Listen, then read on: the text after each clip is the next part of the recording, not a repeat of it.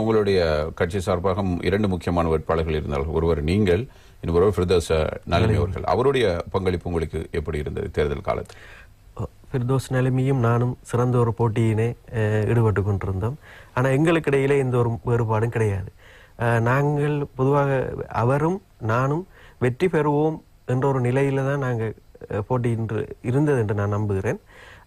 இனி அந்த காலகட்டத்தில் தேர்தலின் போது கூடுதலான எங்கள் கட்சிக்கு எதிராக சில பிரச்சார நடவடிக்கைகளை எதிர்கட்சியினர் ஈடுபட்டு கொண்டிருந்தார்கள். அது கூட எங்களோட கட்சிக்கு ஒரு வாக்கு வங்கி சரிவுக்கு ஏற்பட்டிருக்கலாம். ஆனால் ஜனாதிபதி தேர்தலில் நாங்கள் பெற்றுக்கொண்ட வாக்குகளும் பார்க்க கூடுதலான வாக்குகள் இந்த பாராளுமன்ற தேர்தலில் நாங்கள் பெற்றுக்கொண்டிருக்கிறோம்.